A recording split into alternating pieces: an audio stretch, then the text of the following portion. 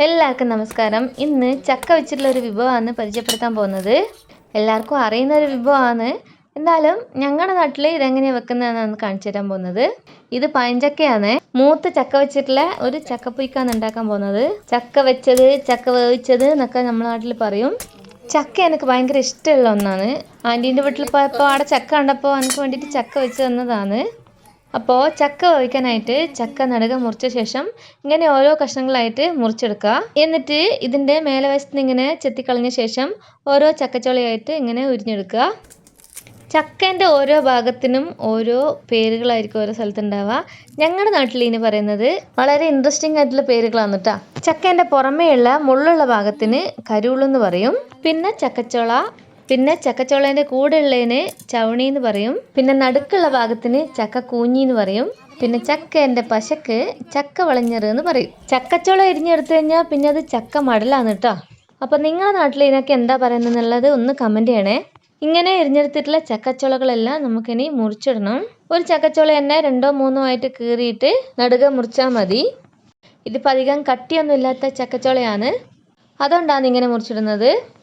ചക്കച്ചവണിക്ക് ചക്കേനെക്കാട്ടി വേവുണ്ട്. അതുകൊണ്ട് ചക്ക മുറിച്ചിടുമ്പോൾ ചക്കച്ചവണി അധികം പെടാണ്ട് സൂക്ഷിക്കുക. 1-2 ആയിപ്പോയി കഴിഞ്ഞാൽ കുഴപ്പമില്ല, കുറേ ആകാണ്ട് നോക്കിയാൽ മതി. എൻ്റെ വീട്ടിലൊരു പ്ലാവ് ഉണ്ട് കേട്ടോ. അതിൻ്റെ അകത്ത് ചക്കച്ചുളക്ക് കുറച്ചും കൂടി കട്ടി ഉണ്ടാവും.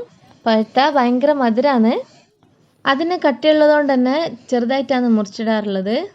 ഇനി നമുക്ക് ഇതിനകത്ത് ചക്കക്കുരുവും കൂടി ചേർക്കണം. ശരിക്കും നമ്മൾ എടുക്കുന്ന ചക്കേൻ്റെ മൊത്തം ചക്കക്കുരുവും ചേർക്കാറുണ്ട് ചിലരാണെങ്കിൽ അതിൻ്റെ 3/4 ഭാഗവും ചേർക്കും.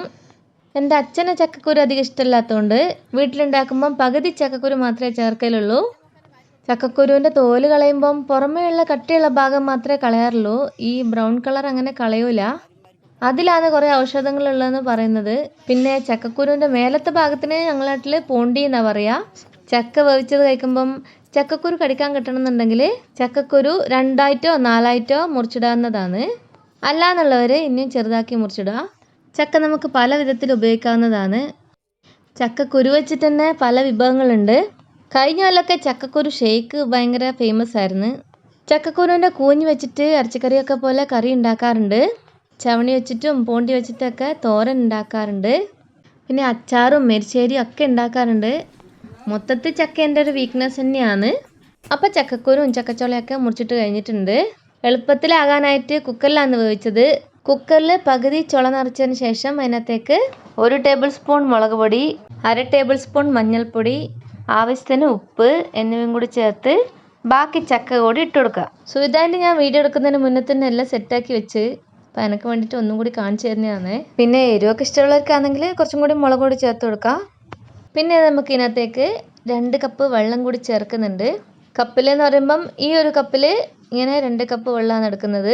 അപ്പോൾ അതുകൂടി ചേർത്ത് വെച്ചതിന് ശേഷം കുക്കർ മൂടി വെച്ച് തീ 1 മിനിറ്റ് ഫുള്ളിൽ വെച്ചിട്ടും പിന്നെ അതിന് ശേഷം മീഡിയത്തിൽ വെച്ചിട്ടും 2 വിസിൽ വരുന്നവരെ വേവിച്ചെടുക്കാവുന്നതാണ്. അങ്ങനെ തീ കത്തിച്ചിട്ടുണ്ട്. അതിന് ഇടക്കിടന്ന് വേകുന്ന സമയം കൊണ്ട് നമുക്ക് വേറെ കുറച്ച് പണികളുണ്ട്. അമ്മയൊക്കെ ഉള്ളവർക്കാണെങ്കിൽ ഉരുളിയിൽ വേവിക്കാവുന്നതാണ്. എൻ്റെ അമ്മ പണ്ട് കല്ലമരി എന്ന് പറഞ്ഞൊരു പാത്രത്തിലാണ് വേവിക്കുക. കല്ലുകൊണ്ട് ഉണ്ടാക്കിയൊരു പാത്രത്തിലാണ് വേവിക്കാറുള്ളത്. അതിന് ഒരു പ്രത്യേക ടേസ്റ്റ് തന്നെയാണ്. അപ്പോൾ അത് വേകുന്ന സമയം കൊണ്ട് നമുക്ക് കുറച്ച് വെളുത്തുള്ളി തോല് കളയണം. ഏകദേശം 10-15 വെളുത്തുള്ളി വേണ്ടി വരും.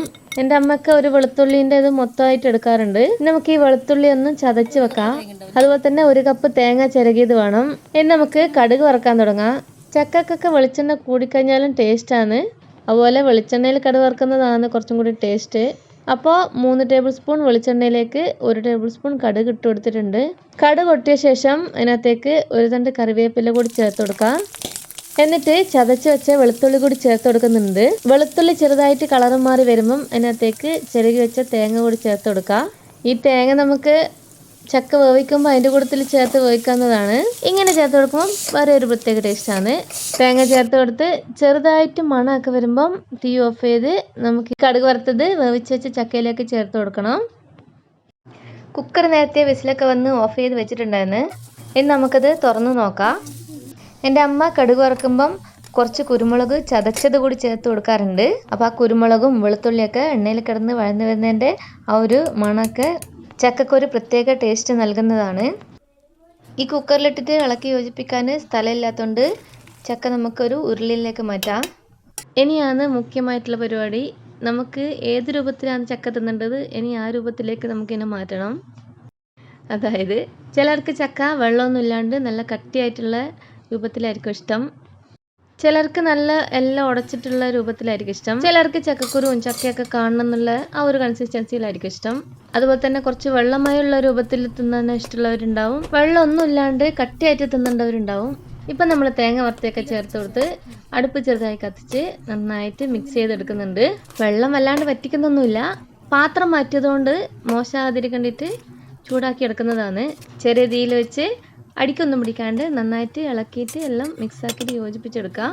ചക്കക്കൂര് വെച്ചിട്ടുള്ള ഒരു റെസിപ്പി ഞാൻ ഇതിന് മുന്നേ അപ്ലോഡ് ചെയ്തിട്ടുണ്ട്. അപ്പോൾ അത് കാണാത്തവരുണ്ടെങ്കിൽ അതുകൂടി കണ്ടിട്ട് സപ്പോർട്ട് ചെയ്യണേ. ലിങ്ക് ഡിസ്ക്രിപ്ഷൻ ബോക്സിൽ കൊടുക്കാം. അതുപോലത്തെ ഇങ്ങനെ ഒരു കയ്യിൽ വെച്ചിട്ട് ചെറുതായിട്ടൊന്ന് ഉടച്ചും കൂടി കൊടുക്കുന്നുണ്ട്. നേരത്തെ പറഞ്ഞ പോലെ കുരു ഇഷ്ടമില്ലാത്തവർക്ക് ഈ സമയത്ത് കുരു ഉടച്ചു കൊടുക്കാവുന്നതാണ്. ഇനി അറിഞ്ചം പറഞ്ഞം 5-6 ഇളക്കിളക്കി 4-5 കുത്തും കൊടുത്ത് ചക്കനെ നമുക്ക് ഇഷ്ടമുള്ള പാകത്തിൽ ആക്കിയെടുക്കാം. ഈ ചക്കേനെ ഒരു വാഴയിലേക്ക് വിളമ്പുന്നുണ്ട്. ചെറുപ്പത്തിൽ ഒരുപാട് ചക്ക കഴിക്കാനുള്ള ഭാഗ്യം എനിക്ക് ഉണ്ടായിട്ടുണ്ട്. ഇപ്പം ചെന്നൈയിലായതുകൊണ്ട് തന്നെ അധികം ചക്ക കഴിക്കാൻ പറ്റുന്നില്ല. പഴുത്ത ചക്ക ഇവിടെ സീസൺ ആകുമ്പോൾ കിട്ടുന്നുണ്ടെങ്കിലും പച്ച ചക്ക അങ്ങനെ കിട്ടാറില്ല. എങ്ങനെയായാലും സീസൺ ടൈം ആകുമ്പം പഴുത്തൊരു ചക്കച്ചോളയെങ്കിലും ഞാൻ കഴിക്കാറുണ്ട്.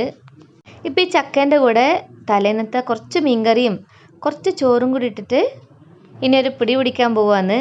വെറുതെ കഴിക്കാനും നല്ല ടേസ്റ്റാണ്, ഈ ഒരു മീൻകറീൻ്റെ കൂടെ കഴിക്കാനും നല്ല ടേസ്റ്റാണ്. കഴിച്ചിട്ടില്ലാത്തവരുണ്ടെങ്കിൽ ഈ ഒരു കോമ്പിനേഷൻ ട്രൈ ചെയ്തിട്ട് പറയണേ. ചക്കക്കാലൊക്കെ കഴിയാനായി എന്നറിയാം, എന്നാലും എവിടെ നിന്നും കിട്ടാമെങ്കിൽ ഉണ്ടാക്കിയിട്ട് അഭിപ്രായം പറയാം. എല്ലാവർക്കും അറിയുന്നതായിരിക്കും, എന്നാലും നിങ്ങൾ ഉണ്ടാക്കി കഴിച്ചെന്ന് പറയുമ്പം എനിക്കും ഒരു സന്തോഷം. എന്നെ പോലെയുള്ള ചക്ക ലവേഴ്സിന് വേണ്ടിയിട്ട് ഈ വീഡിയോ ഡെഡിക്കേറ്റ് ചെയ്യുന്നു. അടുത്തൊരു വീഡിയോ ആയിട്ട് കാണാം. Thanks for watching.